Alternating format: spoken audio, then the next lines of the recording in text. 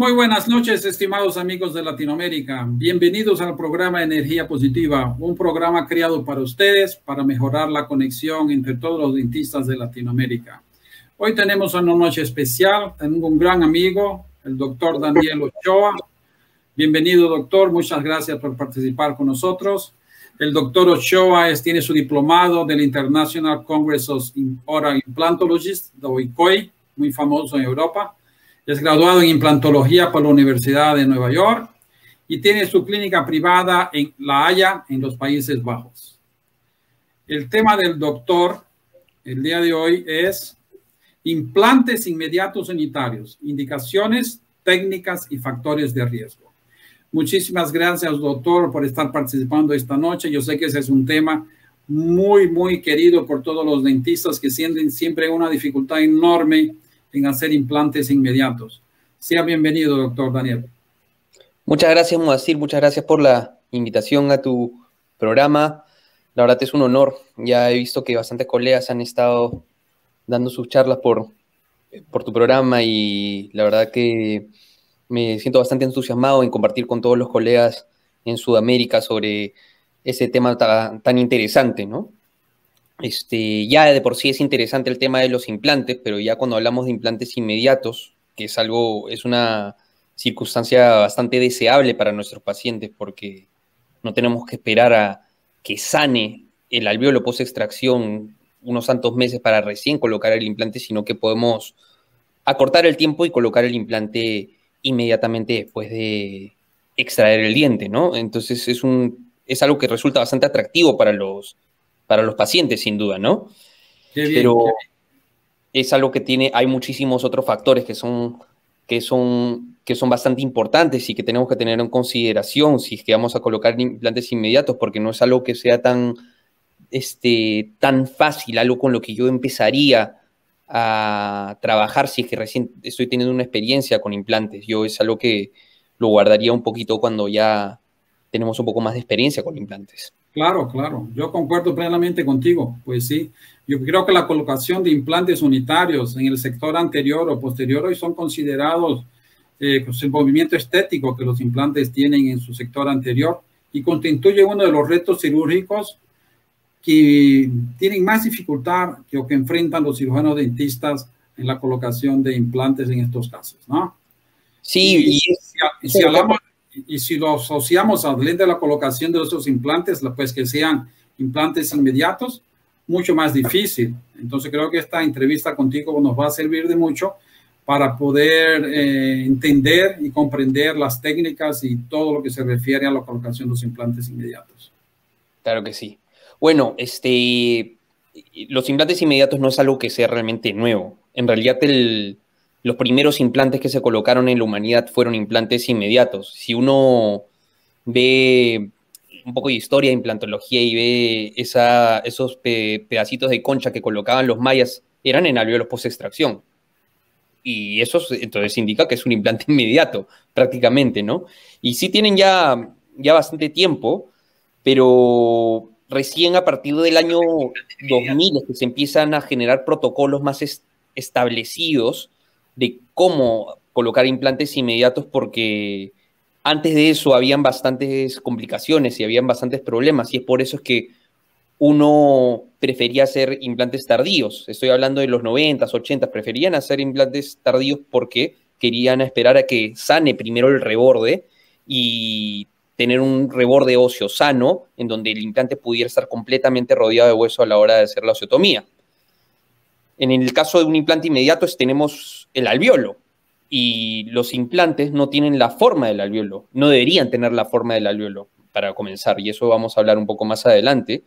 Entonces tenemos algunos espacios que están vacíos, en donde el implante no está realmente en contacto con hueso, porque el implante no tiene la forma del alvéolo. Entonces, eso nos deja bastantes preguntas y nos deja bastantes dudas, y si es que lo queremos hacer con éxito, tenemos que respetar bastantes cosas antes de bastantes factores antes de poder trabajarlo, ¿no? Y, básicamente eso. Daniel, dime algo, entonces, ¿por qué usar implantes inmediatos y no implantes tardíos? ¿Por qué utilizar implantes inmediatos? Bueno, número uno, acorta el tiempo, o sea, el tiempo total del tratamiento. Si nosotros tenemos un diente que está fallando y que ya hay que extraerlo, y vamos a optar por un protocolo de implante tardío, tenemos que esperar a que el reborde óseo cicatrice. Y eso puede durar entre 3 hasta 4 meses algunas veces para que ese alveolo se llene de hueso y puedas estar ese reborde estable para recibir un implante tardío. Cuando nosotros hacemos implantes, entonces esperamos el tiempo para que eso cicatrice y después recién colocamos el implante y después tenemos que esperar a que integre el implante otros 2 meses o 3 meses. Entonces eso alarga el tiempo de tratamiento. Cuando nosotros hacemos un implante inmediato, podemos acortar ese tiempo total porque no tenemos que esperar a que ese alveolo post-extracción cicatrice. Entonces acorta el tiempo total del tratamiento. Además de eso, con un implante tardío, si es que estamos esperando que cicatrice el alveolo, no podemos colocar un provisional. Bueno, sí podríamos colocar una prótesis removible, podríamos colocar un puente Maryland, por ejemplo, pero nada anclado, pero en teoría lo que tendríamos que hacer con un implante inmediato, podríamos tener un provisional con un frente estético anclado directamente a él el mismo día que se extrae el paciente el diente. Y eso es algo bastante atractivo para los pacientes. Y en tercer lugar, que no deja de ser igual de importante que el primer lugar, es que al tener un provisional que tiene la forma y emerge de este alveolo post-extracción, estando en contacto con la silueta gingival vestibular y el margen gingival y las papilas, nos sirve un poco de andamio para que esas no colapsen. Cuando nosotros extraemos un diente y dejamos que ese alveolo post-extracción cicatrice, las papilas pueden colapsar y los tejidos blandos pueden colapsar, y al colapsar después poder manipularlos para que puedan verse de forma natural nos puede costar un poco más. No digo que sea imposible, para nada, pero es un poco más difícil y siempre es mucho más fácil mantener lo que el paciente tiene en ese momento que modificarlo en un futuro cuando esto ya ha colapsado. Entonces, esos son algunos de los pros que tenemos para implantes inmediatos por encima de implantes tardíos, ¿no? Existe también la posibilidad de colocar implantes tempranos, que eso es después de 6 semanas, cuando no ha madurado totalmente el hueso, pero sí ya se ha cubierto completamente el alveolo con tejidos blandos, pero eso involucra también un levantamiento de un colgajo. Si es que nosotros levantamos un colgajo, vamos a alterar la forma, vamos a deformar la silueta gingival y podemos también generar una reducción de la altura de las papilas interproximales, que nosotros, o sea, las papilas son sagradas, no tenemos que traumarlas. Si las traumamos, después recuperarlas es bastante difícil. Sí es cierto que existen técnicas de reconstrucción de papila y que se están desarrollando, pero no es que sea algo súper predecible. Y es bastante difícil y requiere mucha experiencia. Por eso nosotros queremos tratar de mantener el contorno y la forma de las papilas sin traumatizarlas. Y en el caso de los implantes inmediatos, es una técnica bastante favorable porque no estamos levantando un colgajo, porque ya a la hora de sacar el diente ya tenemos el lecho donde nosotros queremos anclar nuestro implante. Entonces no deberíamos levantar el colgajo. Y esa es una de las ventajas principales. Perfecto, veo que la técnica no es tan simple, ¿no? No es tan simple, no es. Requiere de muchos pasos. Y un poco, o sea, uno tiene que ya haber entrenado un tiempo con implantes tardíos, en rebordes sanos, como para lanzarse a hacer implantes inmediatos. Al menos yo no lo haría. Bueno, Daniel, la falta de la pared vestibular, que es muy frecuente, ¿es una contraindicación en los casos de implantes inmediatos?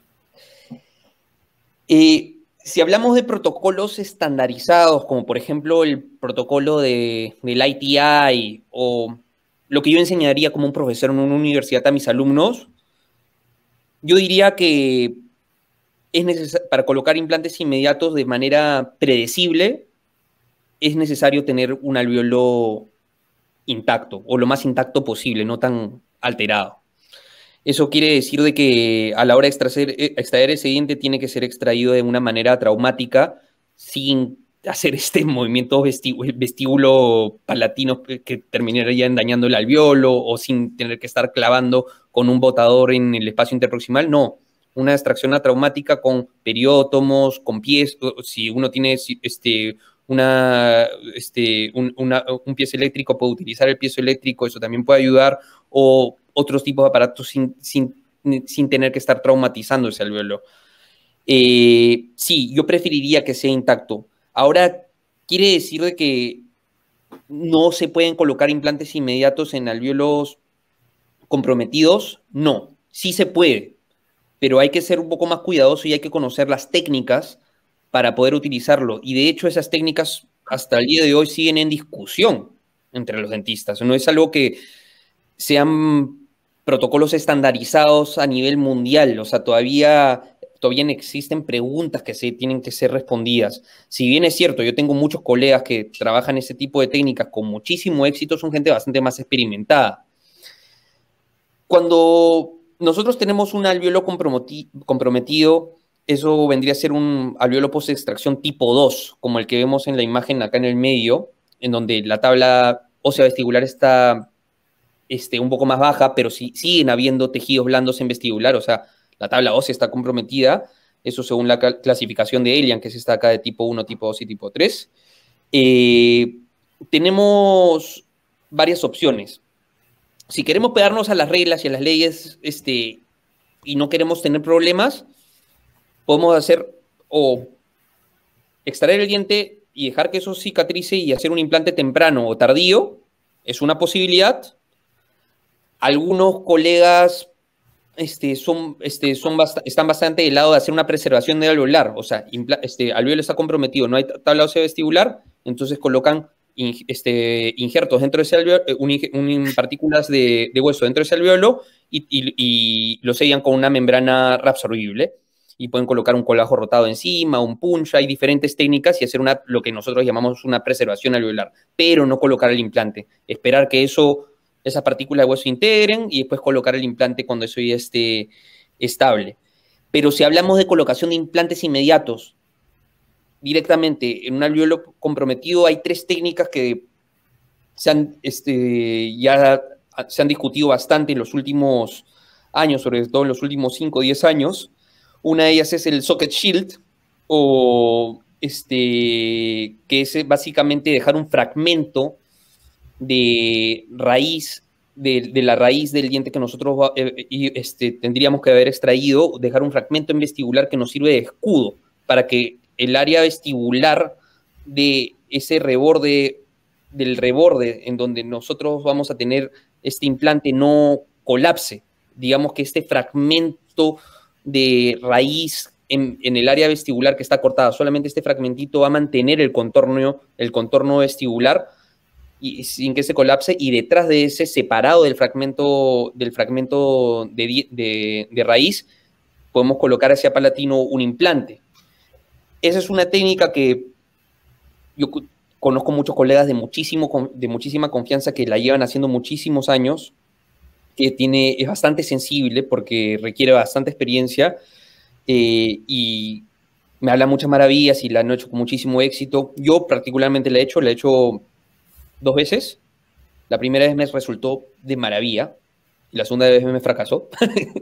Entonces no tengo 50% de éxito en esta técnica. Yo prefiero utilizar otras técnicas.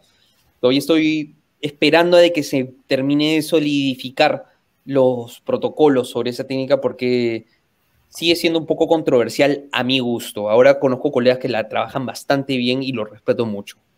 La otra técnica es la Immediate Dentalveolar Restoration, que es la técnica de Da Rosa, de Brasil, en donde tenemos un alvéolo en donde falta tabla ósea vestibular y lo que él hace es que obtiene un fragmento del área un fragmento óseo cortical del área de la tuberosidad y a la hora de colocar el implante inmediato, coloca ese fragmento en el área vestibular para mantener el contorno que se ha perdido. Es una técnica que a él le funciona de maravilla. Conozco gente que la trabaja bastante bien, pero lógicamente requiere de mucho más experiencia en el tema. Uno ya tiene que dar puesto bastantes implantes inmediatos para adentrarse en esa técnica. Y después también existe una última técnica de la cual el equipo de Dennis Tarnow ha estado trabajando bastante, que es simplemente si nosotros tenemos un defecto no muy grande, por ejemplo, o sea, y cuando me refiero es una dehiscencia en vestibular que no tenga un ancho de más de 2 milímetros, que en ese caso colocar una membrana reabsorbible pegada hacia la tabla ósea vestibular y detrás de ella las partículas de injertos en el gap, y eso sellarlo también y luego colocar el implante y sellarlo con un provisional, que esa técnica también es bastante reciente, es bastante interesante, pero también tiene que madurar un poco, yo creo, la investigación científica en estas 3 técnicas que son bastante interesantes, ¿no? También vamos a complicar un poco más ahora, pues. ¿Es posible usar la cirugía guiada en caso de implantes inmediatos? Sí, por supuesto que sí. La cirugía guiada puede trabajarse en implantes inmediatos como en implantes tardíos o tempranos. Eso no hay discusión. Este es un caso donde trabajé justamente cirugía guiada con un implante inmediato. Es la cirugía guiada de MIS.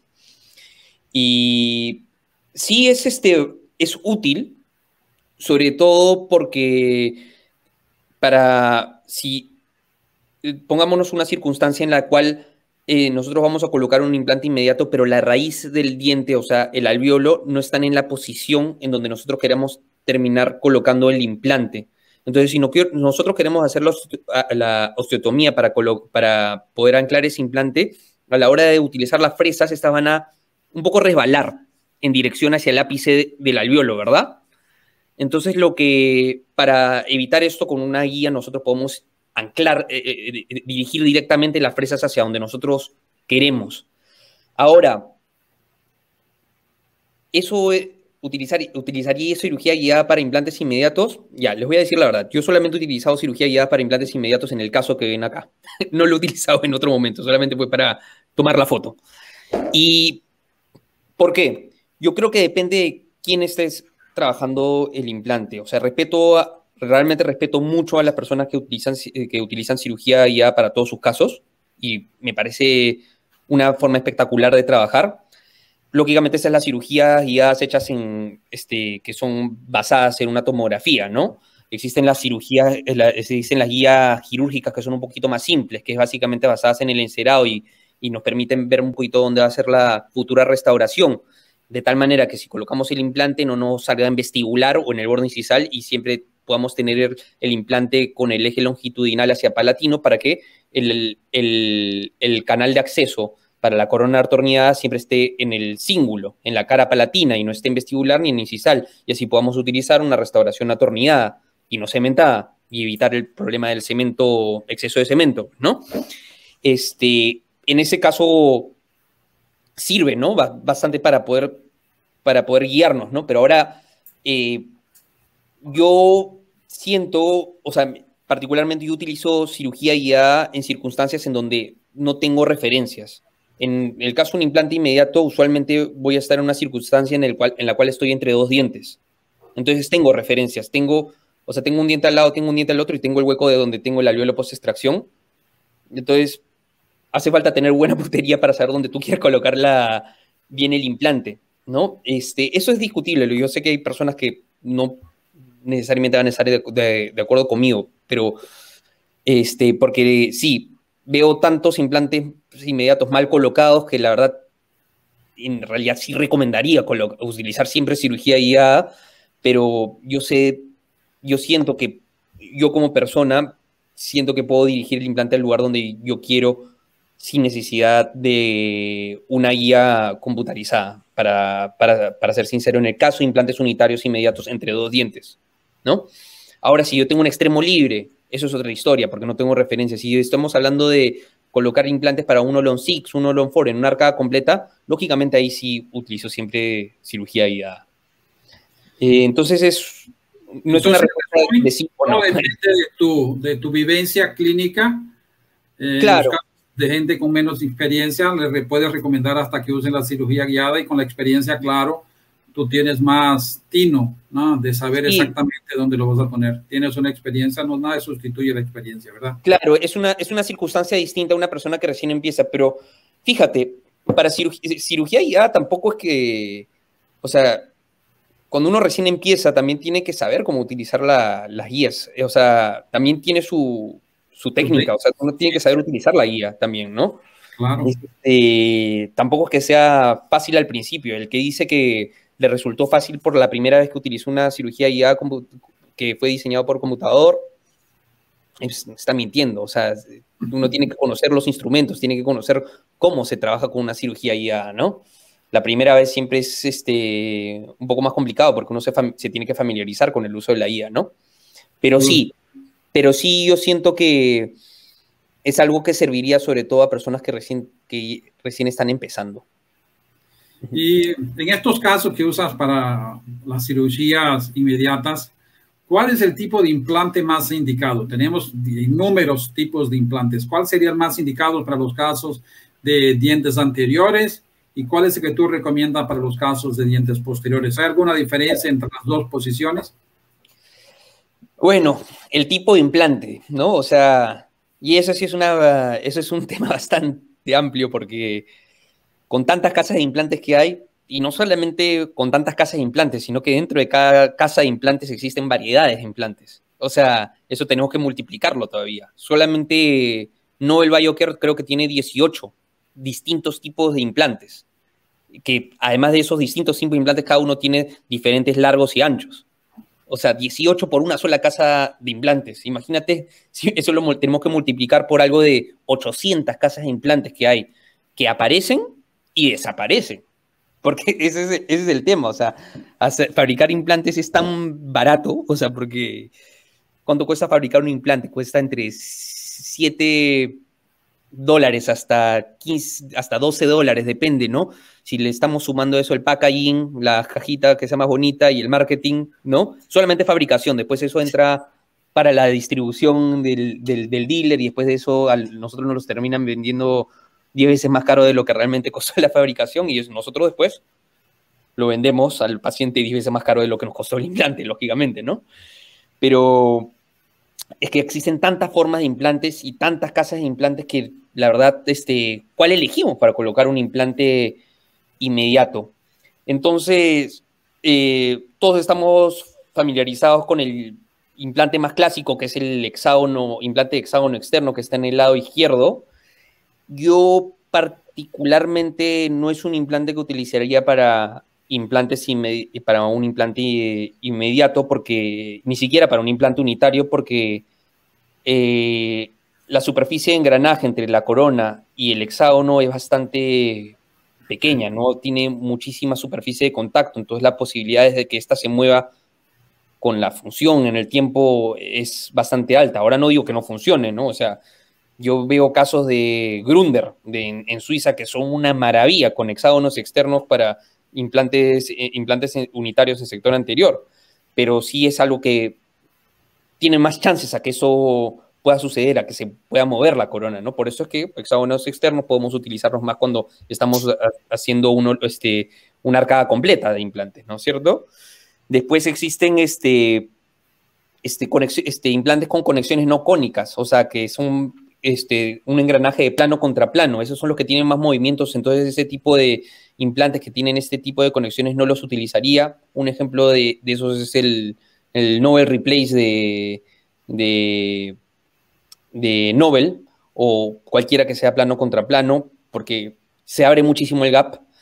Luego tenemos el hexágono interno, que un hexágono interno ya es muchísimo más estable, porque ya el bisel de 45 grados antes de entrar al componente antirrotacional, que es el hexágono interno, lógicamente ya ese bisel de 45 grados que tenemos ya estabiliza más la corona y genera menos microvápalos movimientos. Eso ha sido ya estudiado, pero si no queremos tener nada de microgap entre el pilar y el implante, lógicamente las conexiones cónicas son las más estables de todas, ¿no? empezando por la conexión cónica de Vicon. ¿Por qué esa no la utilizaría? Porque si vamos a estar trabajando provisionales es un poquito más difícil. No, siento que no es la indicación para un implante Vicon. La verdad que yo no tengo mucha experiencia con implante Vicon. Veo colegas que utilizan de maravilla los implantes Vicon, pero la verdad que yo más me sentiría cómodo con un implante Vicon en un reborde sano que en un implante inmediato. Ahora, después tenemos los tipos de implantes que son tissue level, que quiere decir que el cuello del implante está al nivel del tejido blando y no a nivel del reborde óseo, o sea que la plataforma no está al nivel del reborde óseo. No lo utilizaría en sector anterior, lógicamente, porque si tenemos porque no queremos que se transluzca nada del cuello de ese implante hacia los tejidos blandos en vestibular. Ahora, que no se pueda, no significa que no se pueda. He visto casos también muy buenos de tissue levels en sector anterior, pero lógicamente los biotipos eran gruesos. Era un biotipo gingival grueso en vestibular del paciente y el implante está un poquito más sumergido, lógicamente, para que no sea tan evidente. Pero no es el implante que yo utilizaría, no solamente por el cuello, sino también por la forma, porque a la hora de colocar implantes inmediatos, lo que nosotros buscamos es mayor estabilidad primaria y se ha demostrado que los implantes de cuerpo cónico y no de paredes paralelas son más estables. Y en el caso de un tissue level de Straumann de paredes paralelas, tiene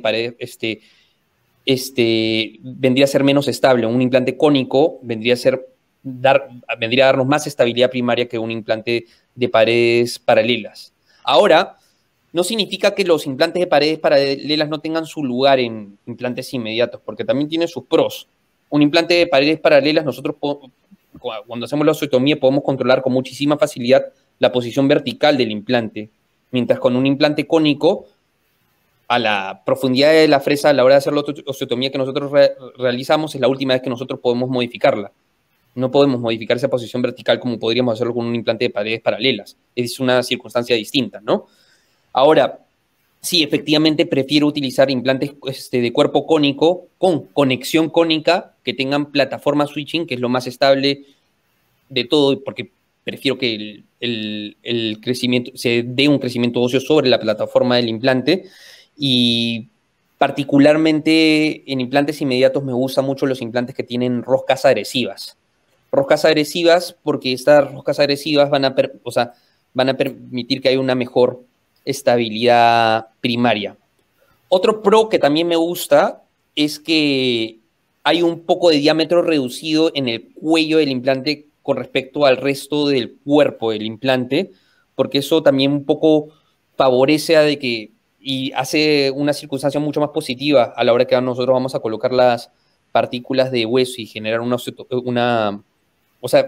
a haber una mejor osteogénesis alrededor del implante. Yo siento que se me es mucho más amigable tener un diámetro reducido a nivel del cuello del implante. Pero básicamente esos son los temas con respecto al diseño que yo elegí, el tipo de implante que yo elegiría. Ahora, no te respondí con respecto a implantes inmediatos en sector posterior, ¿verdad? Eso es un poquito más discutible. ¿Por qué? Porque hace ya casi, ya vendría a ser poco más de 10 años, se publicaron algunos artículos sobre la colocación de implantes inmediatos en sector posterior y se utilizaban muchos implantes bastante anchos, implantes de 7 milímetros de ancho para que puedan rellenar todo ese alvéolo. El problema de utilizar implantes anchos es que si estos fallan, después te dejan un defecto ancho. Y es realmente necesario utilizar implantes tan anchos, en mi opinión, no. En mi opinión, siento de que en un sector posterior, con tener un implante de 4.8, 5 milímetros como máximo, sería suficiente, pero más de eso no utilizaría un implante más ancho que eso. Sector anterior depende del diente. Lógicamente, si tenemos un inciso central, tenemos más espacio. Yo particularmente soy bastante partidario últimamente de utilizar implantes angostos más que de tamaños estándares, o sea, de 3.5, 3.3 milímetros de ancho, porque quiero dar más espacio a hueso que al implante, y ya los implantes hoy en día con las aleaciones que tenemos son muchísimo más rígidos, ¿no? O sea, ya no son implantes tipo 4, de titanio tipo 4, sino que ya tenemos aleaciones de titanio que hacen que los implantes sean muchísimo más resistentes y que no se fracturen, y entonces eso nos permite tener implantes más angostos que pueden ser muchísimo más duraderos y muchísimo más predecibles, ¿no? Entonces yo me inclino muchísimo por los implantes angostos cada vez más a día de hoy en el sector anterior. Y en el sector posterior, me gusta muchísimo, recién voy a probar por primera vez el TLX, que es un tissue level con roscas agresivas.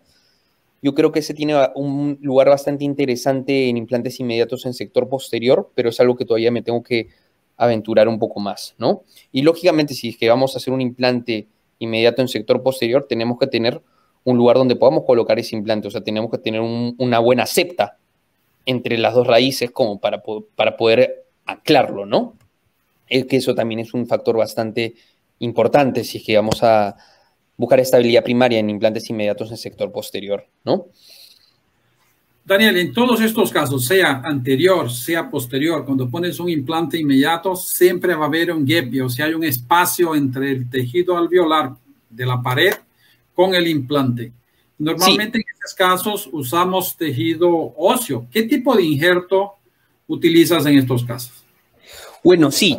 Nosotros siempre tenemos que tener un espacio, el llamado gap. Tenemos que tener un espacio entre el implante y la tabla ósea vestibular.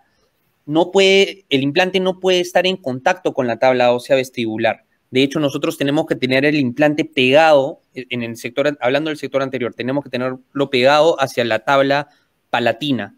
¿Por qué la tabla ósea vestibular no y la tabla palatina sí? La tabla palatina, número 1, si es que algo le pasa, no es visible.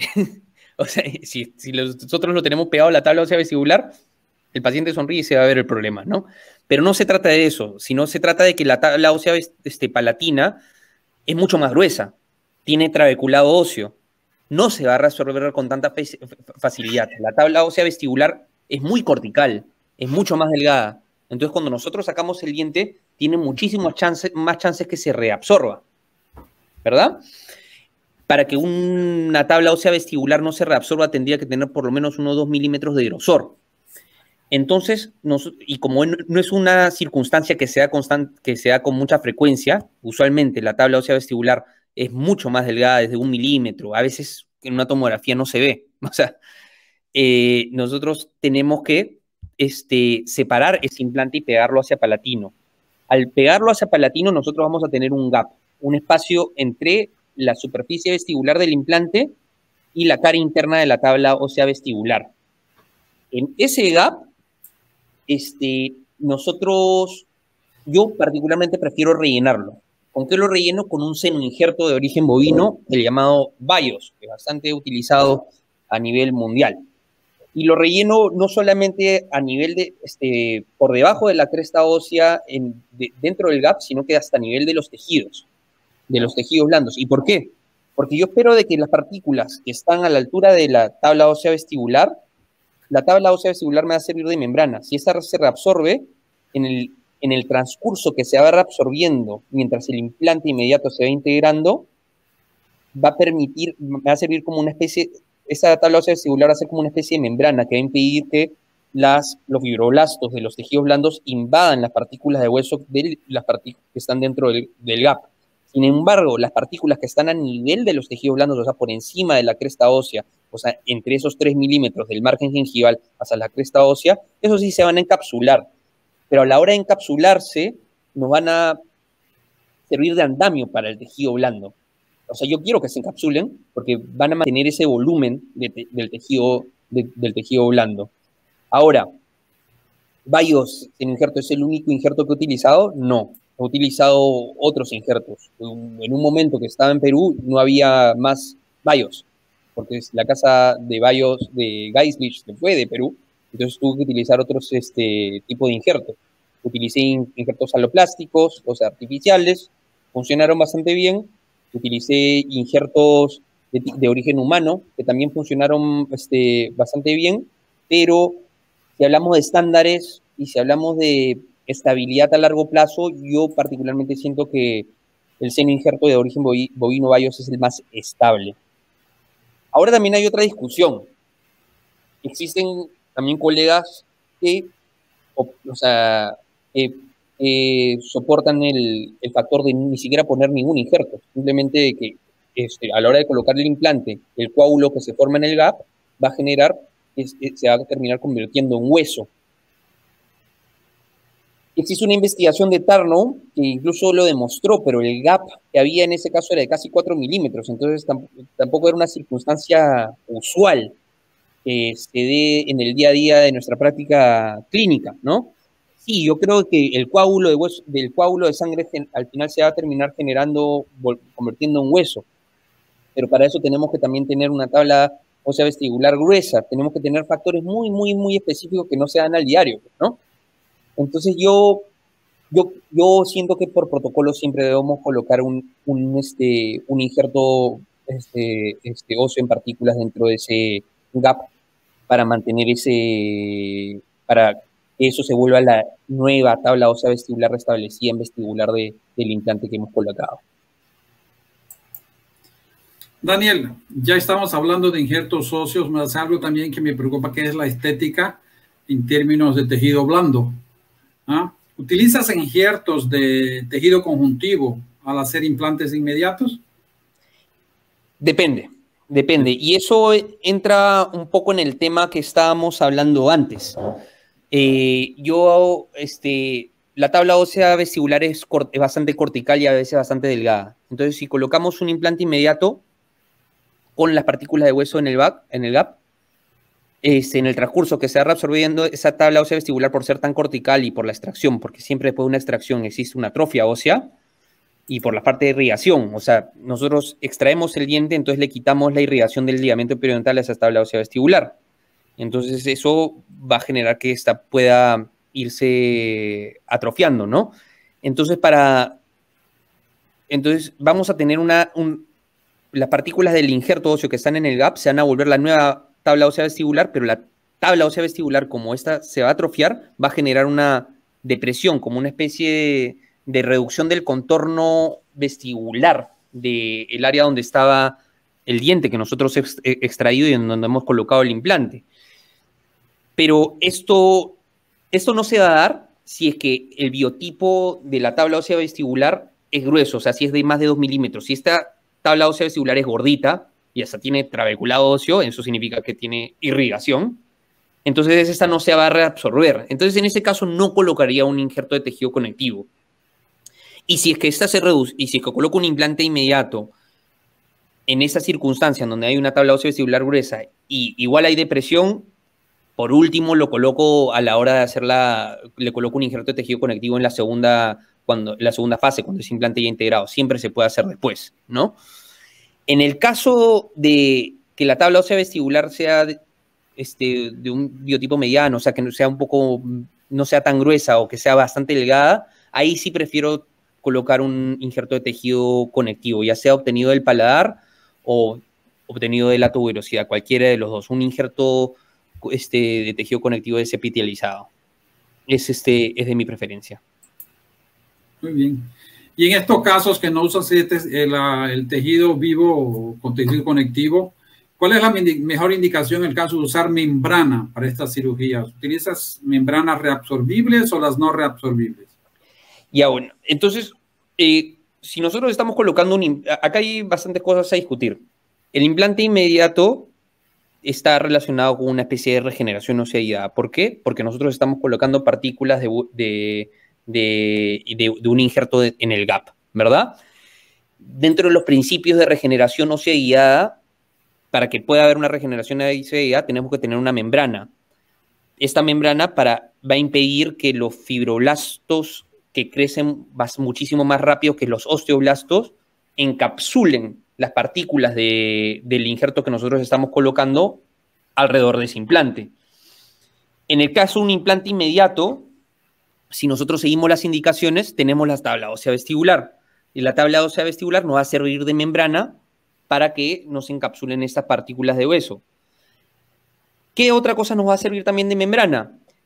el provisional que nosotros vamos a colocar sobre ese implante. Un implante inmediato debe tener un provisional. Y si es que no tiene un provisional, por lo menos debería tener un tornillo un tornillo de cicatrización personalizado, o sea, un cilindro provisional en el cual nosotros vamos a agregar acrílico o resina, pero que selle completamente el alvéolo para que las partículas de hueso que nosotros estamos colocando en el gap no se vuelen por toda la boca. O sea, por eso es que nosotros no podemos colocar los tornillos de cicatrización convencionales, redondos, que usualmente utilizamos en implantes tardíos. Tenemos que tener uno personalizado al alvéolo post-extracción de ese paciente. O sea, tiene que tener esa forma un poco más triangular de un incisivo central o oval de un premolar o un canino, o cuadrada de un molar.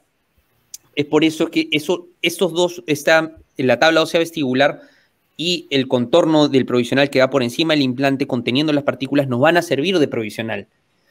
Pero si hablamos directamente de membranas reabsorbibles, las membranas reabsorbibles que utilizamos en regeneración ósea para envolver nuestro injerto óseo, esas lo utilizamos en la técnica que habíamos discutido un poco antes, que en aquel caso en donde tenemos un alvéolo que no está intacto, que está casi intacto, pero no está intacto, pero justamente en el área central de la tabla ósea vestibular hay un defecto, una dehiscencia ósea bastante angosta de menos de 2 milímetros, podemos colocar una membrana reabsorbible para poder para que a la hora que nosotros colocamos las partículas del injerto en el gap entre la tabla ósea vestibular y el implante, pueda verse protegida por esa membrana y no invadan los fibrolastos del tejido, de los tejidos blandos que están en el área vestibular, ¿no? Entonces es solamente en esa circunstancia. Ahora esta técnica es una técnica que sigue en investigación. Yo conozco muchos colegas que la están haciendo con muchísimo éxito y va bastante bien, pero es algo que todavía está en discusión, ¿no? En realidad, si queremos hablar de protocolos estables, si queremos seguir las reglas como un poquito más, ser un poco más suizos, seguir los protocolos de los suizos, un poquito más, ser más estables y predecibles, si es que un alvéolo está comprometido, en realidad lo que deberíamos hacer es extraer el diente y hacer un implante temprano o tardío, o sea, esperar de que cicatrice un poco, ¿no? No deberíamos hacerlo en implantes comprometidos. Ahora, que hayan técnicas que se estén desarrollando y que eso lo permitan, ya es un poco más para las personas que están un poco más experimentadas en implantes inmediatos. No digo que no funcionen, funcionan, pero están aún en discusión y todavía tienen que seguirse desarrollando para que puedan utilizarse de manera predecible en la práctica privada de cualquier colega que coloca odontólogo general o estudiante que recién está colocando implantes, ¿no? Daniel, ya estamos discutiendo colocación de injerto óseo, colocación de tejidos y hasta de membranas. Más en estos casos, cuando colocas el implante inmediato, ¿tú puedes hacerle carga inmediata? ¿Lo puedes cargar inmediatamente? ¿O qué haces tú cuando colocas el implante para mantener esta anatomía gingival? Te ha dicho ya que no se puede perder. Bueno, lógicamente, nosotros colocamos implantes inmediatos para que la silueta gingival, vestibular, el contorno de los tejidos blandos y las papilas no colapsen. Es decir, el provisional que nosotros vamos a colocar inmediatamente, después de colocar el implante inmediato, o sea, es una provisionalización inmediata, nos sirve de andamio y de soporte para estos tejidos blandos, para que eso no se deformen y no colapsen. Cuando hablamos de carga inmediata, tenemos que hacer un poquito de diferencia, porque carga implica cargarlo en oclusión, o sea, que esté en contacto con la arcada antagonista, ¿no? Y eso no es algo que no va en el caso de implantes inmediatos unitarios. Por eso no deberíamos llamarlo carga inmediata. Para ese tipo de implantes no deberíamos llamarlo carga inmediata, deberíamos llamarlo provisionalización inmediata. Carga inmediata sirve es algo que es un término que podemos utilizar mejor para lo que estábamos hablando antes, en el caso de implantes múltiples, 6 implantes arcada superior, carga inmediata, un protocolo, ¿verdad? Eso sí, eso sí podría cargarse, pero en un implante unitario no los cargaría, o sea, yo lo dejaría libre de oclusión tanto en movimientos céntricos como excéntricos, porque a la hora de que a la hora de que éste entra en contacto con el antagonista, puede generar una fuerza, un movimiento que haga que este implante se desplace. Tenemos que acordarnos que este implante no está completamente rodeado de hueso maduro, como en el caso de un implante tardío. Este implante tiene una buena porción que está con unas partículas de injerto en vestibular que todavía no ha madurado. Entonces nosotros no podemos generarle fuerza sobre ese provisional. Ese provisional, la función que tiene, además de mantener el contorno de los tejidos blandos, es para que el diente se lleve, es un motivo estético, o sea, netamente estético, para que el paciente se lleve un diente el mismo día que le extrajeron el mismo diente que se ha sacado, para que tenga algo y que no se tenga un hueco, ¿no? Pero no debería cargarse, tiene que básicamente soportarlo. Ahora, ¿qué pasa si hemos colocado un implante inmediato y ese implante inmediato a la hora no tenía tanta estabilidad primaria, o sea, tenía 20 newtons, no 35 newtons o por encima de 35 newtons, 50 newtons, lo que fuese? Lo que puede trabajarse es un tornillo de cicatrización personalizado, o sea, básicamente un provisional, una corona provisional sobre implante al ras de los tejidos blandos, en donde se mantenga esa silueta, que eso es lo que nosotros hacemos en el caso de implantes inmediatos en sector posterior. Yo me animo a hacer provisionales inmediatos, o sea, con una porción más grande de la corona hasta premolares. Cuando ya hablo de molares, ya prefiero hacer un tornillo de cicatrización personalizado. Si es que veo de que tanto un implante inmediato en un sector anterior como en posterior no tiene buena estabilidad primaria o no confío en la estabilidad primaria, me siento un poco de dudas, ahí ya me animo para hacer un tornillo de cicatrización personalizado, que es lo mismo que un cilindro provisional en el cual yo he agregado resina alrededor de toda esa silueta gingival, pero está al ras de los tejidos blandos, ¿no? Eso es básicamente un poco las diferencias del tema de la carga inmediata y de la provisionalización inmediata y los tornillos de cicatrización personalizados. Ok, Daniel, cuando vamos a hacer implantes inmediatos significa que el diente está comprometido, ¿no? Si no, no lo vamos a extraer para colocar un implante. Claro. En algunos casos, cuando haces la radiografía, la evaluación clínica y ves signos de infección activa, ¿tú indicas la colocación del implante inmediato o cuál sería la conducta en estos casos? Si tenemos infección, ya sea una periodontitis o sea, que es de origen periodontal o un problema endodóntico, o sea, una periodontitis apical aguda, o sea, un pequeño absceso en el ápice de ese implante, tenemos circunstancias bastante distintas. Primero que todo, para colocar implantes, el paciente si es un paciente periodontal, ya se tiene que haber estabilizado su periodontitis. O sea, el paciente ya se tiene que poder higienizar de manera apropiada sin que se le estén inflamando las encías y eso. O sea, el paciente ya tiene que estar ya tiene que haber controlado su enfermedad periodontal. Entonces, no podemos colocar implantes cuando el paciente está con enfermedad periodontal. Sí se puede, ¿no? Sí se puede y no te digo que no funcione, pero no se debe, ¿no? Cuando hablamos de periodontitis, hablamos de que, o sea, la diferencia entre una gingivitis y una periodontitis es que en una periodontitis ha habido pérdida de hueso, ¿no? Entonces, si es que ha habido pérdida de hueso, el alvéolo está comprometido, ¿verdad?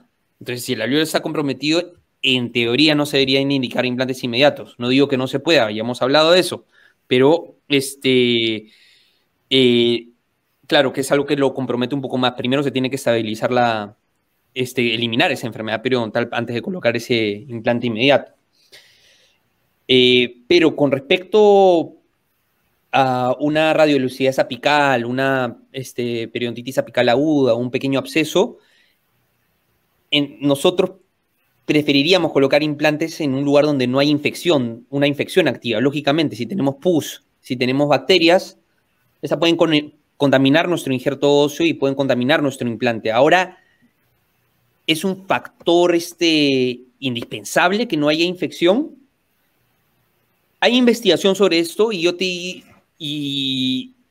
se ha demostrado que en algunas circunstancias sí se pueden colocar implantes inmediatos inclusive, pero la circunstancia es la siguiente, que sea una periodontitis apical crónica bastante pequeña, que no esté activa, que no esté supurando, o sea, si nosotros tomamos la radiografía, una radiología que no vaya más de 1 o 2 milímetros, ¿no? Si tenemos un absceso grande, si tenemos un quiste en apical, entonces tenemos que, y eso va por más allá del ápice del alvéolo, entonces lógicamente vamos a tener que, si es que limpiamos eso muy bien, tendríamos que colocar un implante mucho más largo, ¿no? Y si estamos colocando un implante mucho más largo, de 15 milímetros, 16 milímetros, yo cuando coloco implantes pienso en el futuro. Y si antes se colocaban implantes súper largos, o sea, a día de hoy solamente utilizamos implantes que tengan el largo indicado suficiente para la estabilidad primaria. ¿Y por qué? Porque si ese implante va mal y ese implante tiene que salir en un futuro, de ahí vamos a tener un defecto grande si es que este es muy largo, ¿verdad? Entonces, un poco para resumir, si es que hay una pequeña radiolucidez periapical que con mucha facilidad puedo limpiar con la cureta o incluso a la hora de hacer la osteotomía para colocar ese implante inmediato y me la llevo, entonces no lo veo un gran problema, pero lógicamente no debería haber una infección activa y ese alvéolo no debería estar comprometido en una circunstancia ideal para implantes inmediatos. Perfecto. Daniel, algo que me parece un detalle muy importante, cuando vas a poner el implante, tenemos diferentes larguras del implante, ¿no? Sí. ¿Qué es lo esencial? Estamos hablando de carga inmediata, más la verdad, ¿qué es lo esencial? ¿Cuántos milímetros el implante inmediato debe penetrar en el hueso del alvéolo para un buen anclaje y que tenga una estabilización primaria? Bueno, en su tiempo habían dos grupos. Sería el grupo de Lang. En ese momento está en la Universidad de Hong Kong, que Lang es un poco más conservador, yo diría, que el otro grupo. Y el grupo de Lang hablaba de que se debería penetrar el implante, o sea, la osteotomía debería llegar por lo menos unos 4 a 5 milímetros más hacia apical de la base o sea, el ápice del alvéolo post-extracción. De ahí había el grupo de Joseph Kahn, que son americanos, un poco más, un poco más aventureros, por así decirse, pero yo le tengo un respeto inmenso a Joseph Kahn, por cierto, es como uno de mis héroes académicos. Él hablaba de 3 a 4 milímetros. Yo particularmente, la mayoría de mis implantes inmediatos los coloco a 3 milímetros del ápice y me va excelente. Casi siempre logro conseguir una buena estabilidad primaria, pero también porque el implante que uso es un implante bastante agresivo, con roscas agresivas, cónico, que me permite tener una buena estabilidad primaria. Entonces voy sumando bastantes factores. La forma del implante y también la profundidad para que esa se pueda anclar. ¿Y por qué? Tenemos que anclarlo tan profundo, porque si es que no lo anclamos, ese implante no va a tener dónde sujetarse, pues no tiene que tener esa profundidad. Ahora, si siguiera un poco el concepto de Lang de 4 o 5 milímetros, eso implicaría que si estamos hablando, por ejemplo, un inciso central que tiene un alvéolo que pueda tener una profundidad de 10 milímetros, si lo meto 5 milímetros más hacia apical del ápice, estamos hablando de un implante de 15 milímetros. Un implante de 15 milímetros es un implante bastante largo. O sea, entonces yo me inclino más para los 3 milímetros. Siento que es una profundidad suficiente y bastante estable y que funciona bastante bien. Ahora, existen más factores que no solamente es la parte apical, también tenemos que considerar cuánto es la distancia de la plataforma, la parte coronal del implante con respecto al hueso, que eso también es bastante importante, ¿no? Y con respecto al margen gingival también. Con respecto al margen gingival, por lo menos este debería tener una profundidad desde la parte media del margen gingival de por lo menos unos 3 milímetros hacia adentro del alvéolo. Y eso, usualmente esos 3 milímetros es lo que coincide con la distancia biológica de lo que vendría a ser la cresta ósea vestibular, ¿no? Ahora, en esa circunstancia, la plataforma del implante estaría a la altura de la cresta ósea vestibular. Yo me inclinar a enterrarlo un poquito más, 1 milímetro más. Prefiero que esté 1 milímetro por debajo de la cresta ósea vestibular. Y siempre dejar por lo menos 1.5 a 2 milímetros entre la superficie vestibular del implante y la cara interna de la tabla ósea vestibular. Esos son algunos de los factores de la posición tridimensional de implantes inmediatos que siempre trato de considerar, muy independiente de los otros factores, que es cuánta distancia debemos tener con los dientes contiguos, ¿verdad? Que por lo menos deberíamos tener una distancia de 1.5 milímetros entre la parte distal o mesial de ese implante y la raíz del diente adyacente, ¿no? Que ese es otro factor que también tenemos que considerar, ¿no? Bueno, Daniel, ya colocamos el implante, ya hicimos nuestro provisional, está listo, el paciente ya está listo para irse a la casa. ¿Cuáles son los cuidados posoperatorios en estos clientes? Bueno, número uno, religiosamente decirle al paciente, no interpongas ningún tipo de alimento entre esa corona provisional y entre la corona provisional que nosotros estamos colocando sobre ese implante inmediato. O sea, no lo mires, no lo toques con el dedo, no le estés hurgando para nada. Si hurgas esa corona provisional, se puede desplazar ese implante. Todavía no está, a pesar de que tenemos estabilidad primaria, nosotros no queremos perturbarlo, por así decirse, ¿no? Por eso tenemos que liberar la oclusión, tenemos que controlar la oclusión. Acá en esta foto no se ve, pero en realidad este paciente tenía mordida abierta, nada más que por la angulación de la foto, no parece que estuviera tocando los incisivos inferiores. Por ahí después busco una foto, a ver, de repente la puedo compartir. Pero ese no debería haber contacto entre la corona provisional y los dientes. Eso es un factor muy, muy importante. Cuando a día de hoy hay una discusión sobre la necesidad de dar antibióticos o no a la hora de colocar implantes, existe esa discusión y cada vez hay más colegas que se inclinan por el lado de no dar menos antibióticos para que los pacientes generen menos resistencia antibiótica y no dar antibióticos por las puras, porque se ha visto que los implantes funcionan bastante bien incluso sin la prescripción de antibióticos, pero nuestro protocolo siempre nos ha indicado de que lógicamente estamos colocando un cuerpo extraño dentro del cuerpo de nuestros pacientes, entonces lógicamente con fines preventivos, estando en un ambiente tan hostil como es la boca, con tantas bacterias dentro de la boca y la saliva, por eso preferimos indicar antibióticos. Pero uno de los factores a los cuales, en el caso de implantes inmediatos específicamente, yo prefiero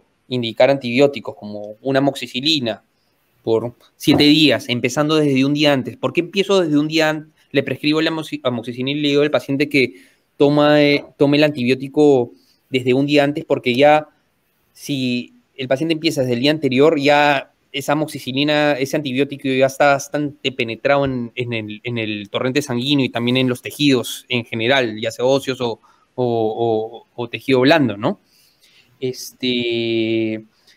Prefiero prescribir antibióticos por 7 días. También prescribo clorhexidina 0.12% en las mañanas y en las noches por 1 minuto. Y ibuprofeno condicionado del dolor, ¿no? Antes se prescribía muchísimo más más analgésicos, o sea, le decía al paciente, sí, toma el ibuprofeno 4 días, 3 veces al día, sí o sí, porque si no te va a doler, pero acá en Holanda los pacientes son bastante resistentes a tomar medicinas, ¿no? La mayoría no quiere tomar medicinas, es un tema cultural. En América, en Sudamérica, la gente está más acostumbrada a tomar antibióticos, analgésicos, a medicarse. Es un tema bastante distinto de culturas y por lo que yo he observado desde que estoy acá en Europa, que prescribo menos analgésicos, o sea, que doy menor duración de los analgésicos, o sea, que los indico condicionado al dolor, o sea, les digo, si mañana ya no te duele, ya no tomes el analgésico. He visto bastantes buenos resultados y casi los pacientes no les molesta mucho, o sea, lógicamente es una pequeña molestia, pero no es un dolor intenso y cada vez prescribo por menos tiempo analgésicos. En este caso, un ibuprofeno de 600 miligramos, 3 veces al día, que es lo que usualmente prescribo, ¿no? Por 4 días máximo y condicionado al dolor. O sea, si el siguiente día no le duele, que ni lo tome, ¿no? Y lo otro, pues, ¿no? Que no esté pero de lo más importante es que no esté hurgando la corona provisional sobre el implante inmediato, ¿no? O sea, que no esté tocándolo con el dedo. He visto, hay gente que interpone mucho la lengua y que lo trata de empujar con la lengua, que no haga eso, ¿no? Decirle a los pacientes que dejen ese provisional sobre el implante tranquilo, ¿no? Básicamente, esos son algunos de los factores que le digo al paciente como por el postoperatorio inmediato a la hora de hacer esa cirugía. Perfecto. El implante entonces ya está, el paciente se fue. Ahora, ¿cuánto tiempo después el paciente debe regresar para hacer la restauración final?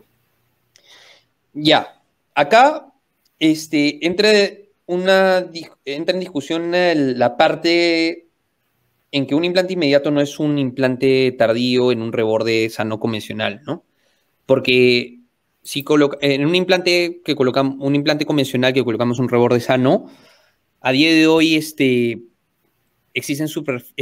casas de implantes que dicen, que han demostrado y que estudian y dicen que su superficie cada vez en menos tiempo nosotros podemos colocar la corona definitiva, ¿no? Straumann habla mucho de eso y cada vez reduce más sus tiempos porque dicen que su superficie se integra muchísimo más rápido y eso podemos cargarlo en menor tiempo. Antes uno esperaba lo usual, ¿no? O sea, 3 meses para maxilar superior, 2 meses para maxilar inferior. Pero en el caso de implantes inmediatos, yo espero un poco más de tiempo. ¿Y la razón por qué? Porque yo también tenemos que esperar también que se genere una buena osteoconducción y formación de hueso alrededor de las partículas del seno injerto que hemos colocado en el gap. Y yo espero usualmente 4 meses a que eso se estabilice por completo, ¿no? Y también eso también va a dar una estabilidad a los tejidos blandos, ¿no? Recién a partir de 4 meses es cuando yo tomo la impresión definitiva para la corona definitiva. Daniel, a todos nos gustan las nuevas tecnologías y nos gustan las cosas nuevas y saber si hay algún tipo de equipamiento, alguna cosa diferente en relación a los implantes inmediatos. ¿Existe alguna nueva tecnología en relación a este tipo de cirugía de implantes?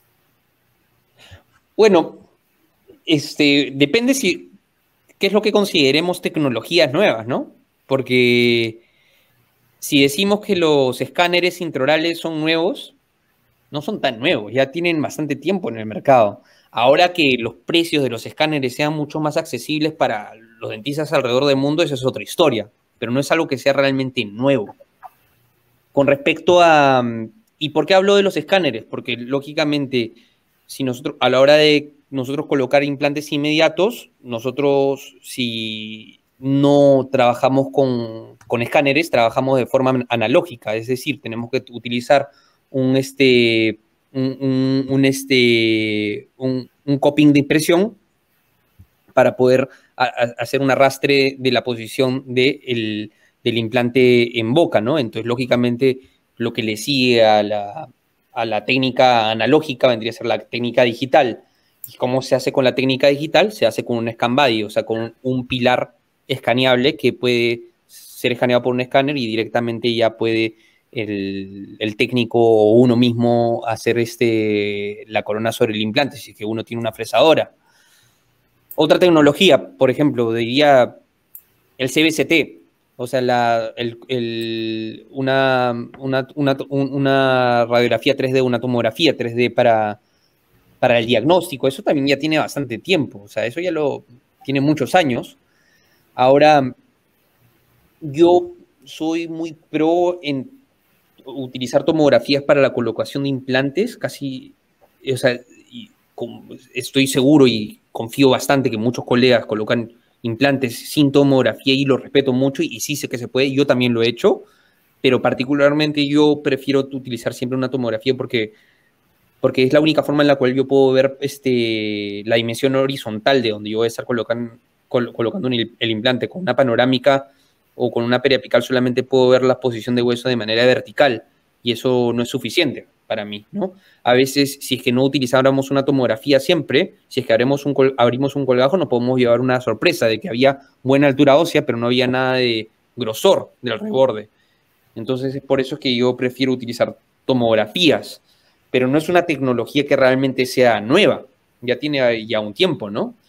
La otra cosa es la cirugía guiada, que es lo que hablamos más temprano. Eso también ya tiene un tiempo, ¿no? Que ahora sea más precisa, eso es distinto. Lógicamente, estas tecnologías cada vez se hacen más precisas y han ido evolucionando. Eso sí podemos resaltar. O sea, que no sean nuevos no significa que no hayan evolucionado, porque sí han evolucionado y cada vez son mejores, ¿no? Cada vez son más precisas, cada vez son más estables, más predecibles. Entonces, eso sí es algo que podemos resaltar, ¿no? Otra cosa, una tecnología que me parece bastante interesante en el caso de implantes inmediatos es que a la hora de hacer un implante inmediato nosotros tenemos que extraer el diente. Lógicamente, si queremos extraer ese diente, tenemos que hacerlo de manera traumática, o sea, no utilizar un botador y destrozar ahí en interproximal para poder sacar el fragmento del diente, ¿no? Entonces, siempre utilizar periótomos, o sea, instrumentos muy delgados para entrar en el espacio periodontal y aflojar ese diente de tal manera que no traumamos los tejidos blandos de manera severa o no traumamos el alveolo, pues, el alveolo que está alrededor de ese diente. Entonces, con la cirugía piezoeléctrica existen algunas puntas que nos ayudan a poder extraer de manera traumática con un poco más facilidad el diente que nosotros vamos a extraer. Entonces el piezo realmente es de bastante ayuda. Es una tecnología interesante. O, por ejemplo, este dispositivo que tengo acá, que es básicamente, que tampoco es nuevo, pero que es un juguete que recién me he comprado y que me gusta muchísimo ya desde ya lleva un tiempo. La primera vez que lo vi fue hace 8 o 10 años cuando estaba estudiando hace 7 años que cuando estaba en Nueva York, que básicamente implica anclar como una especie este dispositivo dentro del conducto y con una especie de polea y con una cuerda tirar como si fuese un sacacorcho el remanente radicular en donde nosotros vamos a terminar colocando el implante inmediato, ¿no? De manera traumática. Ahí básicamente no vamos a dañar nada, ¿no? Y me parece un dispositivo bastante práctico y lo uso todo el tiempo prácticamente. Es muy, muy interesante. Oye, Daniel, existen muchos factores importantes para la rehabilitación de esa región tan sensible, ¿verdad? El hueso alveolar, la altura de las papilas, la línea gengival, la anchura de la encía insertada, el biotipo periodontal. Todos son factores importantes. ¿Cómo podemos cuidar de estos factores para la perfecta colocación de los implantes? Bueno, todo entra desde el principio. Número 1, la posición tridimensional del implante, ¿no? Tenemos que asegurarnos que ese implante que hemos colocado está respetando todos los principios que nosotros necesitamos para que el provisional que va a ir por encima pueda manejarse con mucho más facilidad. O sea, los principios que son los que hablamos antes, ¿no? Tener el implante pegado hacia palatino con un eje longitudinal que vaya hacia el cíngulo de la corona futura del provisional, de tal manera que podamos tener una corona atornillada y no cementada, que ese implante tenga una profundidad de 3 milímetros con respecto al margen gengival, 1 milímetro o 4 milímetros, si es que vamos a enterrarlo 1 milímetro un poco más debajo de la cresta ósea vestibular, que además de eso tengamos esos 3 milímetros que tenemos que tener hacia apical del ápice del alvéolo post-extracción para que tenga una buena estabilidad primaria, y también las distancias entre mesial y distal, que se respete un espacio de por lo menos de mínimo 1.5 milímetros para que no se genere una reabsorción de la cresta ósea interproximal entre el diente y el implante. Si mantenemos estos principios de posición tridimensional esos principios de posición tridimensional de los implantes, nosotros podemos asegurarnos de que los tejidos que están alrededor no se vayan a modificar. También que el alvéolo no esté comprometido, lógicamente, ¿no? Si el alvéolo está comprometido, tenemos mucho mayores riesgos. Si tenemos un biotipo delgado, bastante delgado, también tenemos un mayor riesgo a recesiones, ¿verdad? Entonces, lógicamente, ahí podemos colocar un injerto de tejido conectivo o elegir otro tipo de protocolo, pero básicamente lo que nos permite mantener la silueta gingival y la posición de las papilas es una buena manipulación del provisional que nosotros vamos a colocar por encima de ese implante inmediato. O sea, lo que nosotros tenemos que hacer es que el perfil de emergencia que nace desde la plataforma del cilindro provisional que está anclado en el implante, o sea, al nivel de la base del implante, la plataforma del implante, tengamos una convexidad que se convierte en una concavidad que se convierte en una convexidad casi a la altura donde nosotros tenemos el margen gingival. ¿Para qué? Para poder dar espacio a los tejidos blandos, ¿no? Algo que ya se ha descrito bastante y que Óscar González en España tiene bastante bien establecido sobre el perfil crítico y el perfil subcrítico del provisional sobre implante que nosotros tenemos que tener para poder tener un buen contorno de tejidos blandos y que estos se mantengan de manera óptima, ¿no? Y también pero básicamente es cómo manipulamos bien ese provisional y tenerlo bien pulido y tenerlo bien contorneado para que tenga un buen perfil de emergencia y que pueda asemejarse al diente adyacente y mantener la silueta del diente que se perdió. Esos son básicamente los factores que nosotros tenemos que considerar para que los tejidos blandos y los tejidos óseos se mantengan en su posición y no se alteren con el tiempo y hagan que este tratamiento sea lo más predecible posible. Daniel, tenemos una pregunta aquí del doctor Franklin Pineda. Él te pregunta si tienes experiencia con el uso de Twitch Elevators y cuál es tu opinión. Twitch Elevators. La verdad, no conozco sobre los Twitch Elevators. Es algo que tengo que investigar. Lamentablemente no puedo responder esa pregunta porque no conozco sobre los Twitch Elevators. Así es. Vamos adelante. Daniel, ¿cuáles son las causas más comunes del fracaso en estos implantes? Ya hemos hablado de casi todo. Ahora vamos a ver, ¿qué puede causar un fracaso en este tipo de implante? Bueno, existen varios tipos de fracasos. Tenemos fracasos o complicaciones tempranas, inmediatas, ¿no? O sea, las pocas semanas al día siguiente. Y tenemos complicaciones a largo plazo, tardías, que pueden empezar en 5 años, 10 años más adelante, ¿verdad? Bueno, si un implante inmediato se pierde al poco tiempo, y es algo que me ha pasado, o sea, que el paciente llegó después de una semana con el implante con su coronita en la mano, es básicamente porque el paciente interpuso un alimento o interpuso algún aditamento, algo duro, entre la corona provisional y el diente inferior, generando una carga que ha hecho de que este implante se desplace. Por eso es muy importante decirle a los pacientes: no estés fastidiándolo con la lengua, no estés fastidiándolo con los dedos, no estés apretando con los labios, gesticulando con demasiada fuerza al principio, porque no queremos molestar esa corona provisional. Esa corona provisional tiene una función estética y de mantenimiento y de andamio para el contorno gingival y las papilas.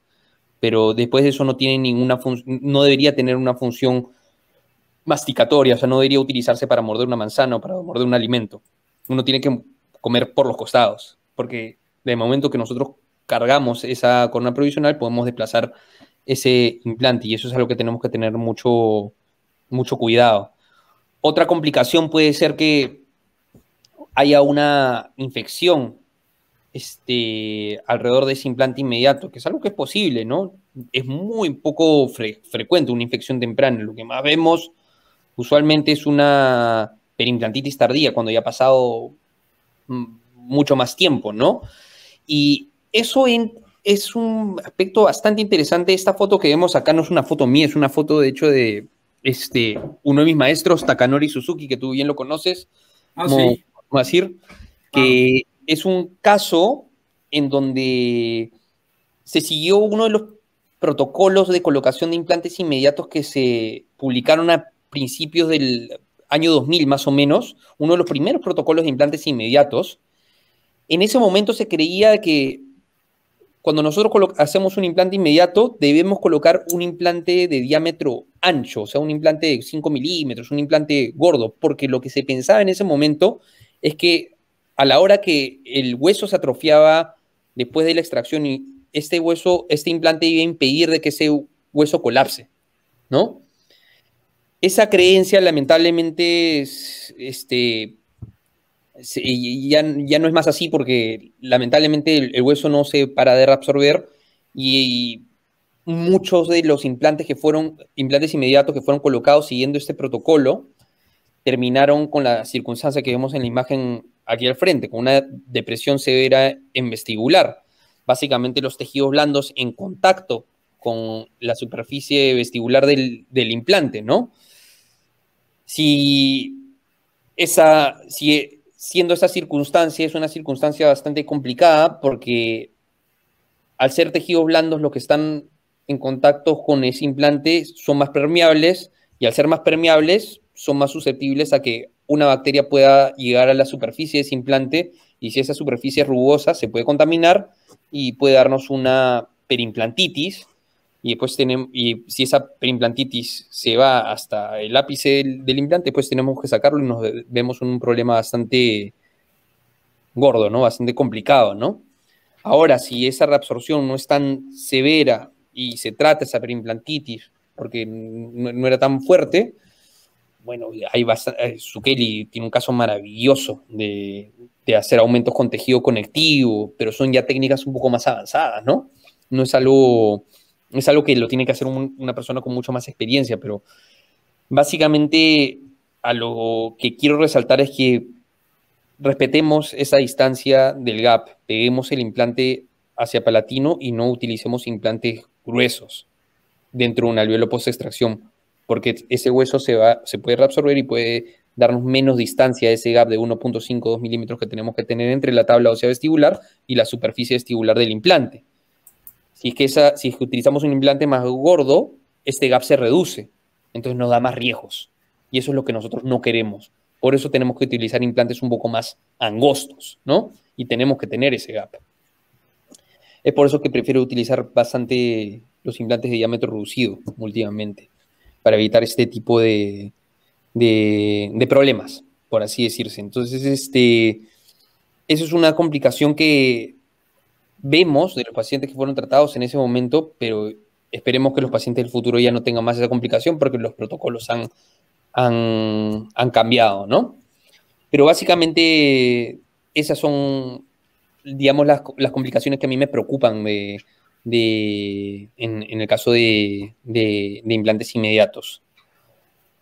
Otras complicaciones que podemos ver a veces es que hay veces alguna partícula del BIOS se haya encapsulado o se infecte.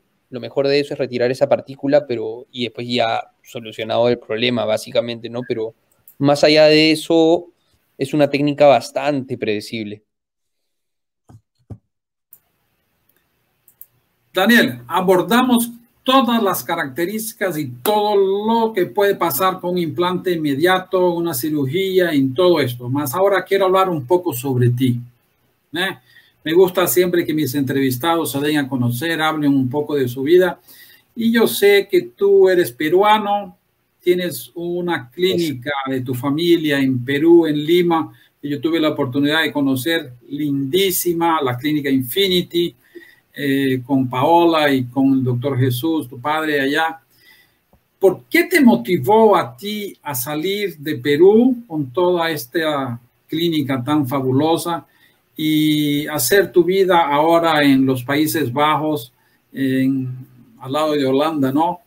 Y yo sé que estás teniendo un suceso enorme ahí en este país, que eres un dentista ya bien cotizado en los países. Todavía, estoy creciendo. No, estás creciendo, más ya se conoce tu fama. ¿Tú crees que no me enteré y hice mi investigación? Eres una personalidad ya en los Países Bajos, ya te están conociendo como uno de los mejores dentistas, ¿no? Más tú, poco a poco todavía. Estoy arranqueándome, pero hay que... la ventaja de los Países Bajos es que la verdad también, y es una ventaja para mí, es que no hay la competencia que hay en nuestros países. No hay una deficiencia de dentistas, no hay tantos dentistas. Entonces, al haber menos dentistas, la mayoría, los dentistas se enfocan más a odontología general, y al yo enfocarme más a odontología especializada, estética, rehabilitación oral de alta complejidad y implantología, lógicamente hago un poco más de diferencia, ¿no? Entonces, por eso es que la gente más rápido busca por gente que, o sea, hay gente que busca esa odontología más específica, ¿no? Y no, entonces eso me ha ayudado bastante, ¿no? Porque hay menos competencia de lo que hay en Perú, de lo que hay en Estados Unidos o hay en Brasil, ¿no? Pero, ¿qué es lo que me motivó? Yo sigo siendo parte de Infinity, yo sigo siendo parte del equipo de Infinity. La pandemia ha impedido que vaya con la frecuencia que yo quisiera, ¿no?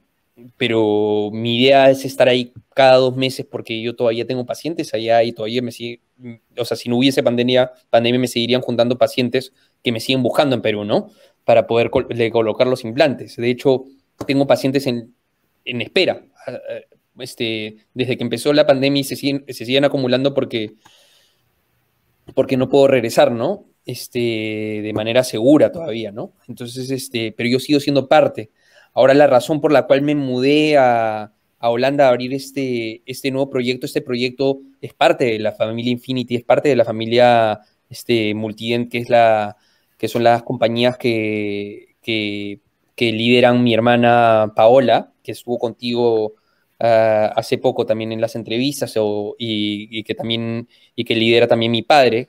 Y yo sigo siendo parte, y Smile Gallery es parte de este grupo, y la razón por la cual estamos en Holanda ahora es un poco para expandir nuestra red, pero sobre todo también porque yo también tenía mis propios motivos de mudarme a Europa, y uno de esos motivos era porque mi esposa, Esther, que también es dentista, que es la que está a mi costado ahí en esta foto, es europea, y bueno, estar lejos de la familia se le hacía un poco difícil, y yo, al haber estado viviendo tanto tiempo fuera de Perú, también ya me había acostumbrado bastante a estar fuera, y quería también hacer un proyecto independiente, ¿no?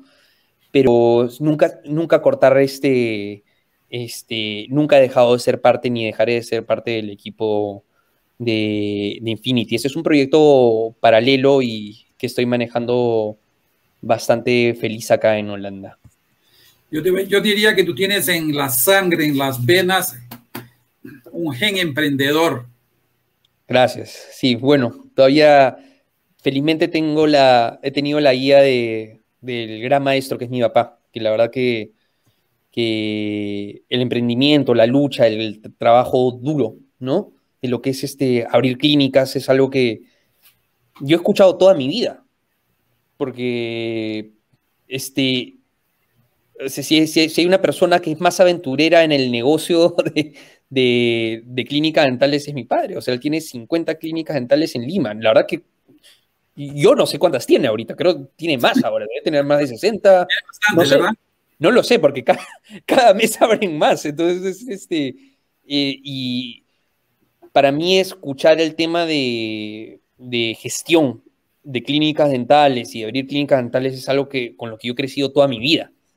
Entonces, para mí es algo casi normal, ¿no? Y es algo que yo quiero crecer acá en Europa, no solamente acá en Holanda, sino también quiero expandir mis negocios a otros lugares, ¿no? Entonces no quiero hacerlo al nivel de mi padre porque veo también todo lo duramente ocupado y la locura de vida que él lleva por tantas clínicas que tiene que estar manejando y tanta responsabilidad que conlleva tener que trabajar con tantas personas, ¿no? Es una responsabilidad bastante importante, ¿no? Yo me inclino por algo un poco más pequeño, ¿no? No quiero hacer tantas, pero, pero ese emprendimiento es algo que quiero seguir los pasos un poco de mi padre, no a tan gran escala, pero, pero a una escala en la cual yo pueda también disfrutar de otras cosas, ¿no? Disfrutar un poco más de mi tiempo libre, ¿no? Y es un poquito más relajado en ese sentido. Me gusta. Mi padre es una locura, la verdad. Ya lo conoces bien. Es una esencia de la nueva juventud, que son emprendedoras, más quieren un poco más de tiempo para su vida personal. Eso es fantástico. Te felicito porque eres un emprendedor y ya estás con mucho suceso en los Países Bajos. Eso se hace notar. Eres una persona muy prestigiosa. Participas de muchos congresos, eso ya te lo sabe. Más te quiero interrumpir un poquito porque quiero llamar la atención aquí para nuestro programa de energía positiva. Que participen, siempre los tenemos aquí en YouTube, lo pueden encontrar siempre todas nuestras grabaciones, o si no en la página web programaenergiapositiva.com. Los invitamos también a que se inscriban a nuestro canal de YouTube y así van a estar siempre conociendo todas las entrevistas y pueden acceder a todas las entrevistas pasadas y van a conocer todas las que hacemos siempre, ¿ok? Están todas las entrevistas, han participado en números dentistas de América Latina, del mundo, personas que han dedicado su tiempo pues a prestigiar los dentistas de Latinoamérica, siempre con la intención de llevarles conocimientos más novedosos para que mejoren su clínica y mejoren sus actividades en la clínica. Les agradezco a todas aquellas personas, a todos los dentistas y a todos los amigos que han participado del programa y espero verlos siempre continuando. Quiero llamar la atención aquí para nuestro próximo invitado, el doctor Arturo Rebollón, que va a hablar sobre un tema que nos está preocupando a todos actualmente, como tú dijiste, la pandemia del COVID-19, ¿no? Es algo terrible que nos ha puesto a todos en una distancia enorme, no podemos viajar, no podemos ver a nuestras familias, estamos alejados. Más algo que hay que tener en cuenta, que hay que cuidarse. El virus está cada vez más terrible. Yo tuve la gracia aquí en Brasil de haberme vacunado. Esta semana recibí la segunda dosis de la vacuna, o sea, deberé estar inmunizado relativamente o parcialmente de aquí a 2 semanas, mas no por eso bajamos la guardia. Estamos siempre llevando todas las medidas de seguridad en la clínica y lo que yo le digo a todos, cuídense, no salgan a la calle, no se expongan, cuiden a sus familiares, porque los jóvenes se están contaminando y están llevando el virus para sus familias, para sus padres, tíos, abuelos, y esos son los que más sufren. A pesar de con el nuevo virus, muchos jóvenes también están sufriendo y están hoy en clínicas internados en emergencias y UTIs. No hablemos de cosas tan difíciles, yo sé que el mundo está cambiado. Aquí les dejo todos mis contactos para que entren en contacto cuando quieran, me propongan un tema, lo que quieran hacer. Estoy siempre a disposición, conéctense con nosotros. Síganos en Instagram, cuando nos siguen en Instagram, aquí tienes mi dirección de Instagram, vas a saber de antemano todas las informaciones de las nuevas entrevistas que estamos planeando. Entonces, aprovecha e inscríbete en Instagram. Y con mucha energía positiva regresamos donde está mi amigo Daniel Ochoa. Daniel. Bueno, muchísimas gracias a ti por haberme invitado a tu programa. Encantado en compartir más temas en cualquier momento. Muchas gracias a todos por haber estado presentes en este conversatorio como Asir. Y cualquier pregunta siempre me pueden contactar a través de mi correo electrónico, el dr.danielochoa@gmail.com. Pueden buscarme en Instagram, en el Instagram de mi clínica, The Smile Gallery, en Holanda. Y bueno, Cualquier pregunta estoy a su disposición y muchísimas gracias por su atención. Aquí en esta imagen tenemos tu dirección de email, ¿no? Ahí está, sí. Aquí sí, está aquí abajo al lado izquierdo, pueden copiarla. El doctor Daniel también es un conferencista excelente, si lo quieren invitar para algún congreso en cualquier lugar del mundo. Yo sé que él ha viajado muchísimo en muchos países dando conferencias. Es una persona que tiene un carisma muy especial. Bueno, muchísimas gracias, Moacir. Bueno, aquí pues quiero despedirme de Daniel con un abrazo fraterno a la distancia. Muchísimas gracias por haber compartido esta noche tu conocimiento con todos nuestros amigos de Latinoamérica. Gracias a todos los que estuvieron con nosotros en estos momentos. Y ya los espero el próximo martes. Daniel, muchísimas gracias y hasta la próxima. Hasta la próxima, Moacir. Estamos en contacto. Hasta luego a todos. Muchísimas gracias.